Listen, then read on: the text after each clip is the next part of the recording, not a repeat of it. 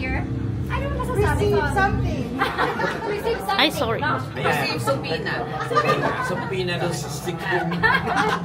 So, of course, nandito sila after their successful show in Germany, London, Antwerp, Stuttgart, and even Vienna, Austria, and now Paris. Nandito na po sila. Yes, welcome to Paris. Welcome to Paris. Okay. Wow, ang ganda nito nito, no? Siya lang talaga. Hi, kami si Tekla. The Tekla. Ako sila. Tandem, dalawa. The Nekla. Sige, so I'd like to ask lang Donita and of course Super Tekla. Si Donita na lang. Ano ang inyong nafe-feel na that you're in Paris right after your successful shows? Maraming euro, no? Yeah. Yes. Euro. Hindi, sobrang excited kami kasi ang daming Pinoy dito. Hindi, doon tayo sa Euro talaga. Yeah. You're right. Hindi na magkakalata. Sobrang talaga ang daming Pinoy. Although it's not my first time here. So, nakita Ako ko first time ko. Ah, Sa first Paris. time? Totoo ba? Yes. Kaya pala. Oo, Paris ang first time sa akin. Natin dyan, gano'n. Pero hindi, sobrang excited kami dahil nga first time namin na mag-perform pero hindi namin first time pumunta dito. So, yun ang gusto kong maano ng mga tao na parang tingnan nyo kung gano'n kasaya pag doon ay kasama nyo. Correct. The excitement, diba?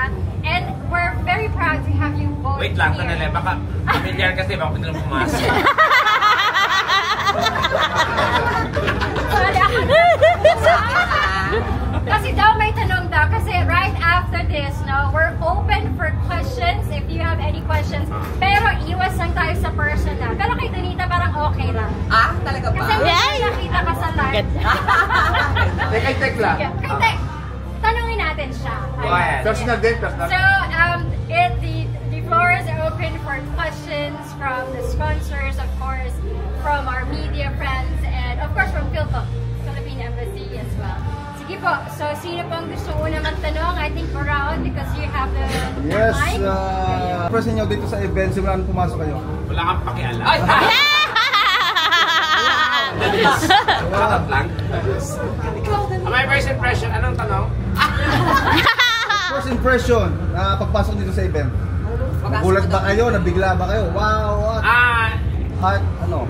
Sabi ko, nagulat ako Okay, it's normal kasi sanay naman kami sa lalo mga malalaking events. Lalo na sa organisasyon natin na Epic Venture event. Actually, sobrang organized siya. Tsaka nakita ko yung venue, ang mahal daw. Nabalitaan. Sobrang organized siya. Sobrang ganda. Akala ko ang casino yun. Akala ko ang casino. Sobrang ano. Tapos, so maganda yung venue. So doon pala, nakita namin na, pinaghandaan. Correct. Wala. Ang wala kong impression, ang ganda ng lugar, ang pangit ng artista. Para sa inyo yan, para sa inyo dahil sa Epic Venture event. Yeah, okay. Maraming salamat po. Thank you so much for our officialship. Hi, Donekla and Tandem. Nice meeting you. I'm a part of LGBT. Yeah. So, ang aking tanong sa inyo ho, ay ito na ho. Kabahan muna kayo. Kabahan muna kayo. No. Bilang ako ay isang komedyante din dito at nag-vlog dito sa Paris. Bilang isang komedyan at parte ng LGBT, gusto kong itanong sa inyo ang... Kung tumila ba kami? Kung ano ba ang pwede nyong... Pwede, wala na akong matres. Ano ang pwede nyong mai-advise sa akin as a vlogger and comedian? Iyan lang. Ang may advice ko sa iyo is be updated. Yes. All Nice. the current events. Yes. In a way, sa good vibes lang. Yes. Wag na yung politics around. Basta in a way of good vibes, spreading the good vibes and happiness sa mga Pilipino kasi maraming stress sa ibang bansa. So, Yes. Coming from Yes. you, ha? tayo ang parang tool, we're the tools para makatindang saya sa kanila. Tama. Very well said. Thank you so much. Parang Diskura. Chad. Yes, Apolinario.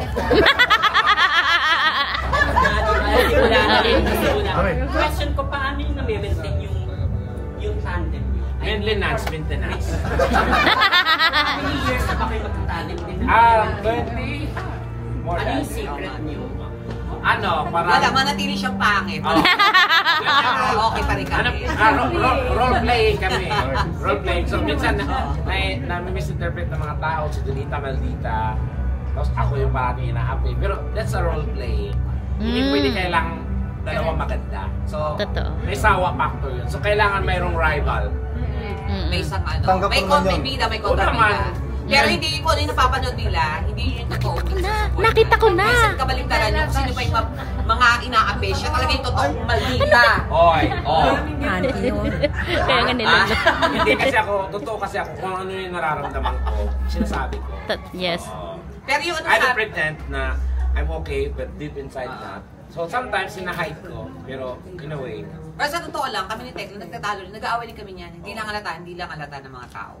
Pero we try to resolve it again. Parang madalas, mabilis. Parang, yung kumbaga pa, ayaw namin kasi magkaroon ng ano. Sayang kasi yung tandem namin kasi nagustuhan naman ng tao, nag-click naman kami. So, not local, not international. Yes, so parang gano'n. Marami kaming ayaw sa isa't isa minsan.